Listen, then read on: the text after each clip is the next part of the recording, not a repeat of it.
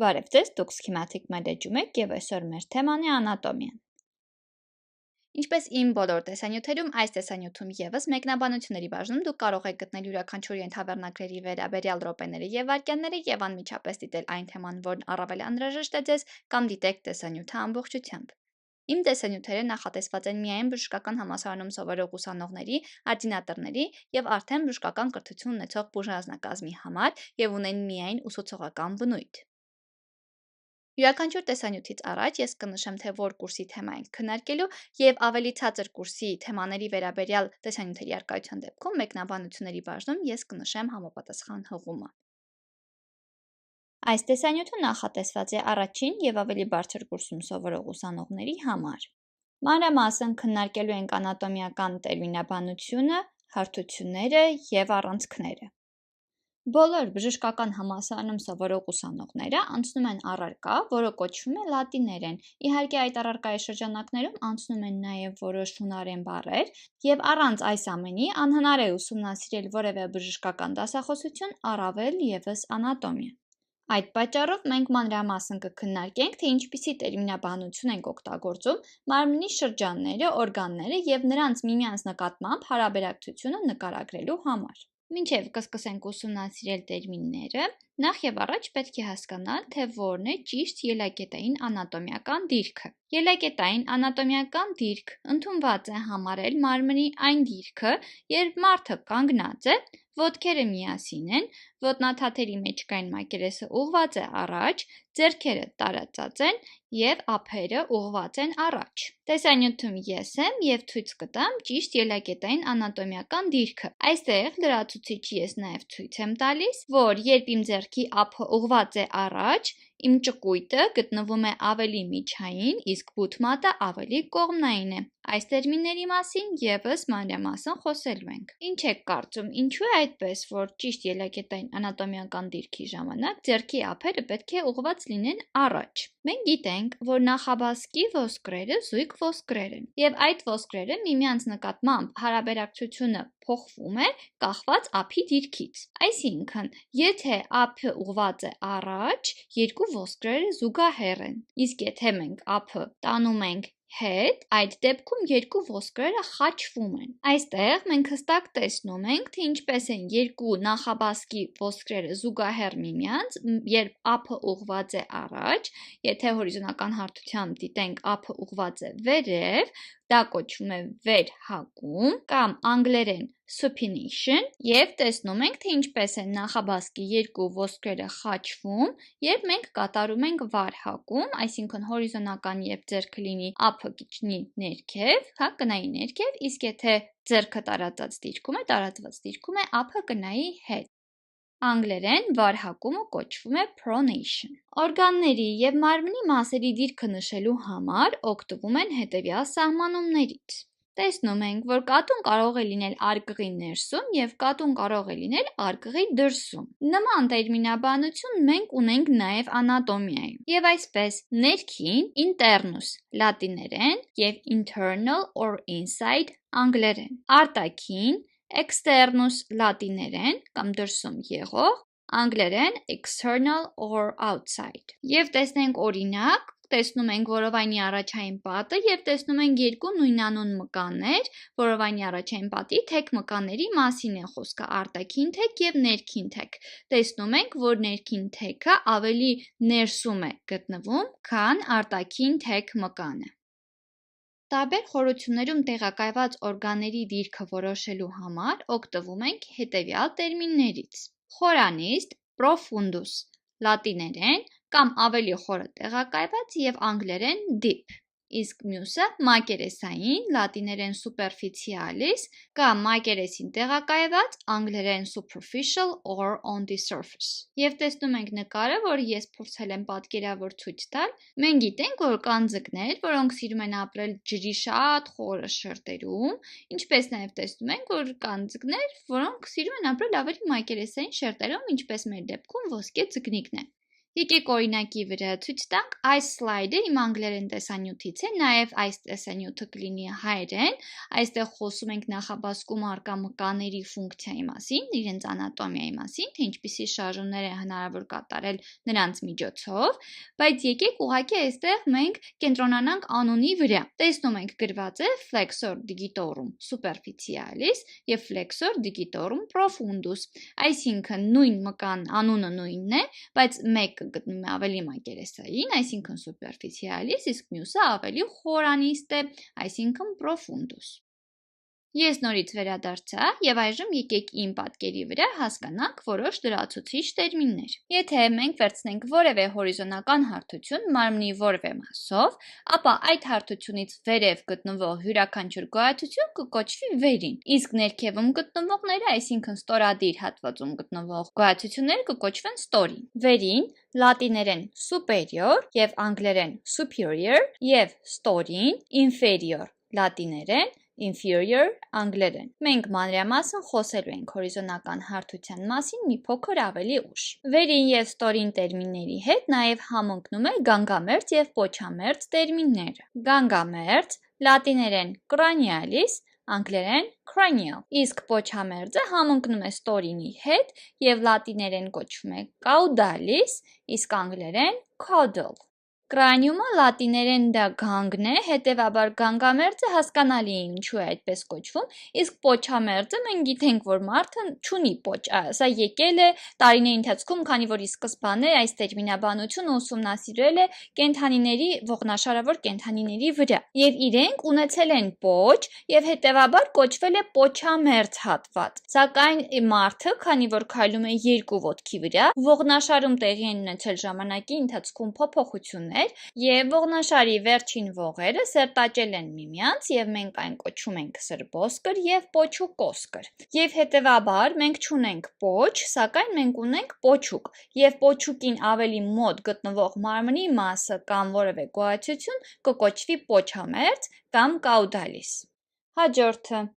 Մարդը կառուցված է երկկողմանի համաչափության սկզբունքով։ Նրա մարմինը բաժանվում է երկու կեսի՝ աջ եւ ձախ։ Դրանց միջև սահմանը ուղղաձիգ տեղակայված միջին հարթությունն է, կամ կոչվում է առաջահետին կամ սագիտալ հարթություն։ Այս հարթության մասին, ինչպես եւ հորիզոնականի, մենք խոսելու ենք մի փոքր ուշ։ Որքան օրգանը կամ օրգանները միջին հարթությանը մոտ են, կոչվում են միջային կամ medialis լատիներեն եւ անգլերեն medial։ Եվ որքան օրգանը հեռու է տեղակայված միջին հարթությունից, կոչվում է կողմնային կամ լատիներեն lateralis, անգլերեն lateral։ Վերին եւ ստորին վերջույթները նկարագրելիս օգտագործվում են հատուկ տերմիններ։ Իրանին ավելի մոտ վերջույթի սկզբնական մասը նշելու համար գործածվում է մոտակա կամ proximalis տերմինը։ Մոտակա proximalis լատիներեն proximal անգլերեն։ Իրանից հեռու վերջույթի մասը կոչվում է հեռակա լատիներեն distalis, անգլերեն distal։ Եվս երկու հաճախ կիրառվող տերմիններ են որովայնային կամ փորային եւ թիկնային կամ մեջքային տերմինները։ Որովայնային կամ փորային լատիներեն ventralis, անգլերեն ventral եւ թիկնային կամ մեջքային լատիներեն dorsalis, անգլերեն dorsal։ Այս տերմինները շատ հաճախ կհանդիպենք նյարդաբանության բաժնում եւ այստեղ տեսնում ենք ողնուղեղի պրեպարատ եւ տեսնում ենք, որ անգլերեն գրված է ventral horn, dorsal root, dorsal horn, ventral root։ Այս բոլորի մասին խոսելու ենք նյարդաբանության բաժնում, բայց այստեղ հիշենք, որ այս տերմինները օգտագործվում են օրինակ, որպեսզի նկարագրենք նյարդարմատները։ Այստեղ մենք նաև տեսնում ենք էմբրիոնի նկար, եւ այս էմբրիոնի նկարի վրա եւս մենք կարող ենք տեսնել ventral եւ dorsal հատվածներ, ինչպես նաև արդեն մեզ ծանոթ ցեֆալիկ կամ կրանիալ եւ կաուդալ կամ պոչամերձ հատվածները։ Եվ այս էմբրիոնի նկարի ես հատուկ տեղադրեցի, որպեսզի մենք հիշենք, որ հենց ցեֆալիկ, ցեֆալատ կամ կրանիալ կամ կաուդալ տերմինները շատ հաճախ կիրառվում են հենց էմբրիոլոգիայում։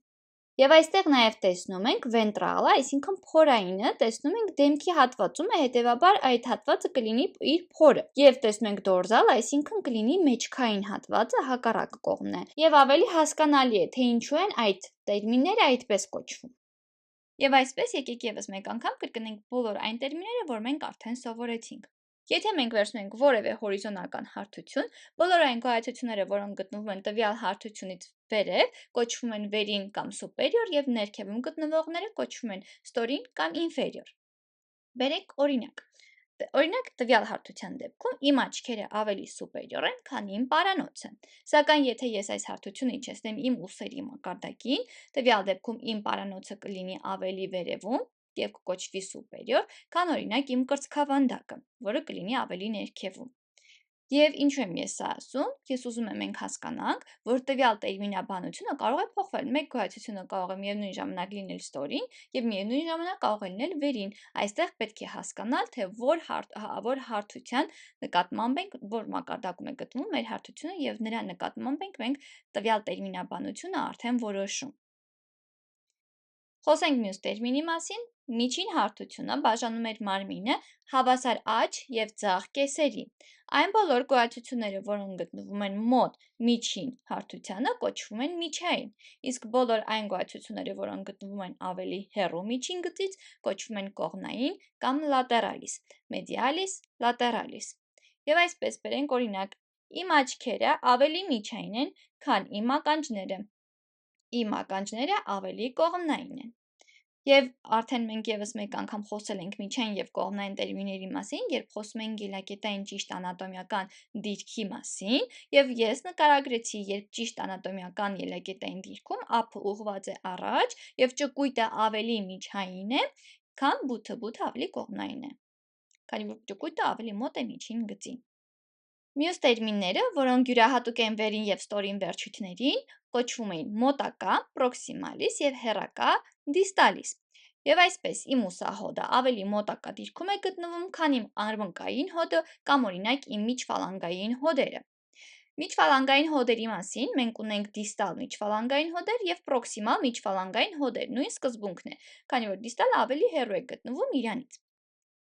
Եվ սա խոսելու ենք ռևմատոլոգիայի բաժնում կամ 4-րդ կամ 5-րդ կուրսի նյութի մեջ, երբ ենք խոսելու ենք տարբեր ռևմատոլոգիական պաթոլոգիաների մասին եւ տարբերակիչ ախտորոշման մեջ մենք ասելու ենք, որ տվյալ հիվանդությունը ախտահարում է դիստալ հոդերը եւ տվյալ հիվանդությունը ախտահարում է մոտակա միջֆալանգային հոդերը։ Մյուս տերմինները, որ մենք քննարկեցինք, դրանք էին որովայնային կամ փորային, ventralis եւ մեջքային կամ թիկնային կամ dorsalis։ Եթե մենք խոսում ենք ուղղահայաց դիրքի մասին, մարմնի մասին կամ այնպիսի գոյացությունների մասին, որոնք չունեն որևէ առաջ թեքում, հետ թեքում, չունեն որևէ արտափքումներ եւ ուղղակի ուղղաձիգ դիրքով տեղակայված օրգաններ են, օրինակ կերակրափողը կարող է լինել, որովայնային վայրեջ հատվածը որովայնային աորտայի, տվյալ դեպքում, տվյալ օրգանների դեպքում փորայինը եւ առաջայինը, այսինքն anterior-ը եւ ventralis-ը եւ հետինը կամ մեջկայինը, այսինքն posterior-ը կամ dorsalis-ը համընկնում են։ Սակայն մենք գիտենք, որ մենք ունենք օրգաններ, որոնք տվյալ կառուցվածք ունեն օրինակ, կամ ունեն առաջ թեքում, հետ թեքում եւ տվյալ դեպքում, օրինակ միզասեռական համակարգի օրգանները, ստամոք ծաղիկային համակարգում օրգաններն են, տվյալ դեպքում anterior-ը, posterior-ը, ventralis-ը եւ dorsalis-ը կլինեն տարբեր։ Այժմ սկսենք քննարկել հարթությունները եւ առանցքները։ Ես նորից վերադարձա եւ այսպես առաջին հարթությունը ուղղաձիգ հարթություն է, կոչվում է առաջահետին կամ նետաձիգ կամ սագիտալ հարթություն։ Այս հարթությունը բաժանում է մարմնի մասը աջ եւ ձախ մասերի։ Մյուս հարթությունը հորիզոնական հարթություն է, որը բաժանում է մարմինը կամ մարմնի մասը վերին եւ ստորին մասերի։ Մյուս նկարում նորից ես եմ, ուղղակի նկարված է կողքից։ Ճակատային հարթությունը ուղղաձիգ հարթություն է, որը բաժանում է մարմնի մասը առաջային եւ հետին մասերի։ Այս սլայդը իմ անգլերեն տեսանյութից է, որտեղ ես խոսում եմ ծնկան հոդի անատոմիայի, ինչպես նաև MRT-ի պատկերի մասին։ Ես ուղղակի ցանկացա այն ավելացնել այստեղ, որպեսզի մենք հասկանանք, թե որ հարթությունով հատելիս ինչպիսի պատկեր ենք մենք տեսնում։ Տեսնում ենք աքսիալ հարթությունը, նույն ինքը հորիզոնական հարթությունն էր, որը բաժանելու էր մարմնի մասը, տվյալ դեպքում ծնկան հոդը վերին և ստորին մասերի, և տեսնում ենք, թե ինչպես ենք պատկերը տեսնելու։ Մյուսը կորոնալ հարթությունն է, նույն ինքը ֆրոնտալ կամ ճակատային հարթությունն է, որը բաժանելու է մարմնի մասը, տվյալ դեպքում ծնկան հոդը, առաջային և հետին մասերի, պատկերը ևս տեսնում ենք, և վերջինը սագիտալ առանցքն է, որը բաժանելու է մարմնի մասը աջ և ձախ մասերի, և պատկերը ևս ցուցադրված է։ ԵՒս մեկ անգամ եկեք կրկնենք տարբեր առանցքները, այս անգամ ուսումնասիրենք մի շարք արձաններ։ Առաջինը տեսնում ենք ճակատային հարթությունը, այս պահին խնդրում եմ ուշադրություն չդարձնել կարմիրով գրվածին, քանի որ դրանք առանցքներն են և խոսելու ենք դրանց մասին մի փոքր ուշ, և տեսնում ենք առաջինը ճակատային հարթություն կամ ֆրոնտալ հարթություն, որը բաժանել է արձանը առաջային և հետին մասերի, տեսնում ենք տվյալ դեպքում կարծես պատը կիսել է արձանը։ Մյուսը առաջահետին սագիտալ հարթություն, տեսնում ենք ինչպես է կիսել կենտրոնից, բաժանել է մարմինը կամ մարմնի մասը աջ և ձախ մասերի, դա առաջահետին սագիտալ հարթությունն է։ Եվ վերջինը, ևս հայտնի արձան է, որը շատ լավ ցույց է տալիս հորիզոնական հարթությունը, տեսնում ենք արձանը կարծես շերտ-շերտ հորիզոնական հարթությունով հատված լինի։ Ինչպես նաև այստեղ շատ լավ տեսանյութում երևում է նաև ուղղաձիգ առանցքը, որը կարմիրով է գրված, որը մի փոքր ուշ կքննարկենք, արդեն ասացի։ Այստեղ ես ուզում եմ միայն, որպեսզի մենք հիշենք, թե ինչպես են երկու արձանները պտտվում։ Այժմ յուրաքանչյուր հարթության մասին խոսենք ավելի մանրամասն։ Սագիտալ հարթություն բաժանում է մարմնի մասը աջ և ձախ մասերի։ Աջ լատիներեն dexter, անգլերեն right, ձախ լատիներեն sinister, անգլերեն left։ Սագիտա բառը լատիներենից թարգմանվում է net, և եթե դուք գիտեք Sagittarius ինչ է նշանակում աստղաբանությունից, ապա այստեղ այսինքն աղեղնավորն է, և մենք կարող ենք պատկերավոր հասկանալ, թե ինչու է այս առանցքը, առաջահետին առանցքը կոչվում նաև նետաձիգ առանցք, այսինքն նաև սագիտալ առանցք։ Պատկերացրեք, որևէ մեկը դիմացից նետ է արձակում, և այդ նետը դիմացից գալիս է և խոցում է ձեզ առջևից, և այդ նետը դուրս է գալիս հետևից։ Մարմնի մասը կամ մարմինը բաժանելով աջ և ձախ մասերի։ Տեսնում ենք նաև հացի վրա ինչպես է նկարագրված, կտորներ ինչպես կլինի։ Հաջորդը հորիզոնական հարթությունն է, ևս այստեղ պատկերավոր հացի վրա նկարագրված է, որևէ բարդ բան չկա, բաժանում է մարմնի մասը վերին և ստորին մասերի։ Եվ ճակատային հարթությունը, որը ուղղաձիգ հարթություն է, որը բաժանում է մարմինը կամ մարմնի մասը առաջային և հետին մասերի։ Եվ այսպես առաջային լատիներեն anterior և հետին լատիներեն posterior։ Եվ այստեղ նաև տեսնում ենք կորոնալ կարանը և գտնում են, որ այս հարթությունը հենց այս կարանին զուգահեռ է հատում և այդ պատճառով էլ այդպես է կոչվում։ Իհարկե մի փոքր ճիշտ չէ, նաև գտնում եմ, որ ճակատին զուգահեռ է գնում այդ հարթությունը, հարաբերականորեն այո, զուգահեռ է գնում։ Եվ նաև տեսնում ենք հացի կտորները ինչպես են հատված։ Այս երեք հարթությունները առաջահետին կամ սագիտալ, ճակատային և հորիզոնական կարելի է անցկացնել մարդու մարմնի որևէ կետով, և տվյալ հարթության կտրվածքների քանակը կարող է լինել տարբեր։ Հարթություններին համապատասխան կարելի է առանձնացնել ուղղություններ, առանցքներ, որոնք հնարավորություն են տալիս օրգանները կողմնորոշելու մարմնի դիրքի նկատմամբ։ Եվ այսպես մենք արդեն խոսեցինք ճակատային հարթության մասին կամ ֆրոնտալ հարթություն։ Այս հարթությունը այն հարթությունն էր, որը կբաժաներ մարմնի մասը առաջային և հետին մասերի։ Եվ այսպես այս հարթության մակարդակում մենք կարող ենք կատարել ընդամենը երկու շարժում՝ աջ և ձախ։ Այժմ պետք է հասկանալ, թե որ առանցքի,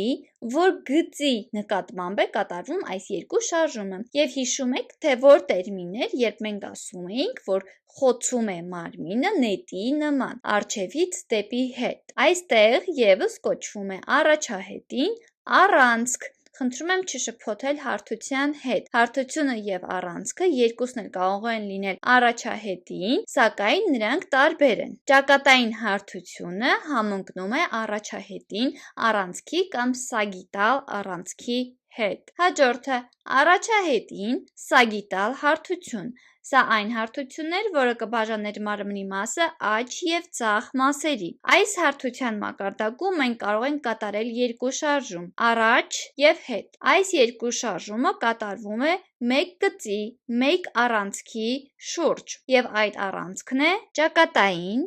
լայնաձիգ առանցքը։ Մենք հիշում ենք, չէ՞, նախորդի մեջ ճակատային հարթություն էր, այժմ այդ հարթության փոխարեն ուղղակի գիծ է, որի շուրջ մենք կկատարենք առաջ թեքում և հետ թեքում։ Եվ հորիզոնական հարթությունը, ես խնդրում եմ հիշել երկու արձանները, նրանք պտտվում էին միմյանց նկատմամբ, և նրանք կարծես հորիզոնական շերտավորված էին, և նրանք պտտվում էին ուղղաձիգ առանցքի կամ վերտիկալ առանցքի նկատմամբ, որը հաճախ համընկնում է լոնգիտուդինալ առանցքի հետ։ Եվ այսպես հորիզոնական հարթությունը համընկնում է ուղղաձիգ առանցքի հետ։ Եկեք ևս մեկ անգամ կրկնենք, թե ինչպիսի շարժումներ կարող ենք կատարել տարբեր առանցքների և հարթությունների նկատմամբ։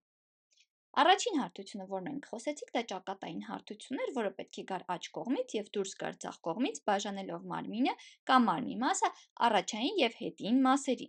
Տվյալ հարթությունով ես կարող եմ կատարել երկու շարժում, կարող եմ գնալ աջ, կարող եմ գնալ ձախ։ Այս երկու շարժումները ես կատարում եմ մեկ առանցքի շուրջ, պատկերացնենք մեկ գծի առանցքի շուրջ, որը պետք է գար խոցերից առջևից և դուրս գար հետևից նետի նման։ Տվյալ առանցքը մենք անվանում ենք առաջահետին կամ սագիտալ առանցք։ Տվյալ առանցքի շուրջ ես կատարում եմ աջ և ձախ շարժումները։ Այսինքն, ճակատային հարթությունը համընկնում է առաջահետին առանցքի հետ։ Մյուս հարթությունը առաջահետին կամ սագիտալ հարթություն, որը պետք է բաժաներ իմ մարմնի մասը կամ մարմինը աջ և ձախ մասերի։ Տվյալ հարթությունում ես կարող եմ կատարել երկու շարժում՝ առաջ թեքում և հետ թեքում։ Տվյալ երկու շարժումը ես կատարում եմ ճակատային կամ լայնաձիգ առանցքի շուրջ, այսինքն սա առանցքն է, կատարում եմ առաջ թեքում և հետ թեքում։ Եվ վերջին հարթությունը հորիզոնական հարթությունն է։ Հորիզոնական հարթությունը կբաժաներ մարմնի մասը կամ մարմինը վերին և ստորին մասերի։ Տվյալ դեպքում համընկնում է վերտիկալ առանցքի հետ, և վերտիկալ առանցքի շուրջ ես կարող եմ կատարել տվյալ շարժումը։ Եվ վերջում, օրգանների, սահմանների ուրվագծերը որոշելու համար մարմնի մակերևույթով տանում ենք պայմանական ուղղաձիգ գծեր՝ ուղղված մարդու մարմնի երկայնքով։ Այս թեման և այս պայմանական գծերը շատ մանրամասն ուսումնասիրելու ենք երրորդ կուրսի թեմայի մեջ, ներքին հիվանդությունների կամ պրոպեդևտիկայի թեմայի մեջ, երբ խոսելու ենք սրտի և թոքերի աուսկուլտացիայի մասին։ Այժմ ուղղակի նշենք որոշ տերմիններ։ Մինչև սկսելը ուզում եմ նշել ևս մեկ հավելյալ փաստ։ Եթե անատոմիայում կամ տերմինաբանության մեջ մենք ունենք առաջային, նշանակում է մենք նաև ունենք հետին։ Եթե մենք ունենք վերին, դա նշանակում է, որ մենք ունենք նաև ստորին։ Եթե մենք ունենք մակերեսային, նշանակում է մենք կունենանք նույնանուն խորանիստ։ Այսինքն տվյալ գոյացության անունի մի մասը կլինի նույնը, տարբերությունը կլինեն միայն անտերիոր կամ պոստերիոր, մակերեսային կամ խորանիստ, այսինքն պրոֆունդուս կամ սուպերֆիցիալիս, սուպերիոր կամ ինֆերիոր։ Եթե մենք տերմինի մեջ ունենք միջին, նշանակում է մենք ունենք առաջային և հետին, սակայն եթե մենք ունենք առաջային և հետին, դա չի նշանակում, որ մենք կունենանք նաև միջին։ Եվ այսպես սկսենք։ Տեսնում ենք այստեղ կարևոր գոյացություններն են կրծոսկրը կամ ստեռնում, անրակը կամ կլավիկուլա, երբ տեսնում ենք թիակը հետևից, արդեն սկապուլա, և տեսնում ենք ողնաշարը։ Առջևից սկսում ենք։ Կենտրոնով անցնում է լինեա, մեդիանա, անտերիոր, առաջային, միջին, գիծ։ Մենք արդեն ասացինք, եթե ունենք առաջային, նաև ունենք հետին, և այստեղ տեսնում ենք հետին, միջին, գիծ, լինեա, մեդիանա, պոստերիոր։ Եթե վերադառնանք նախորդ նկարին, հաջորդ գիծը տեսնում ենք լինեա ստեռնալիս, կրծոսկրային գիծ, լինեա պարաստեռնալիս, հարկրծոսկրային գիծ, միջին անրակային գիծ կամ պտկային գիծ լինեա medio clavicularis կամ լինեա mammillaris։ Անցնենք անոթափոսային շրջան, տեսնում ենք գրված է լինեա axillaris media, միջին, անոթային գիծ։ Մենք արդեն նշեցինք, եթե ունենք միջին, նշանակում է ունենք առաջային և հետին, հետևաբար նույնանուն, առաջային և հետին անոթային գծեր։ Լինեա axillaris posterior, լինեա axillaris media և լինեա axillaris anterior։ Եվ արդեն մեջքային հատվածից տեսնում ենք լինեա scapularis, թիակային գիծ, լինեա paravertebralis հարվողնաշարային գիծ և ինչպես արդեն նշեցինք, լինեա mediana posterior, հետին միջին գիծ։ Եթե ունեք հարցեր, կարող եք գրել մեկնաբանության բաժնում։ Շնորհակալություն ուշադրության համար, ցտեսություն։ When life gets you down, you know what you gotta do? I don't want to know what you gotta do. Just keep swimming, just keep swimming, just keep swimming, swimming, swimming. What do? We swim, swim. Dorino singing. Oh, Dory. I love to swim. And Dory. when you want to swim, you want See, to I'm gonna keep get stuck now with that song. Now it's in my head. Sorry.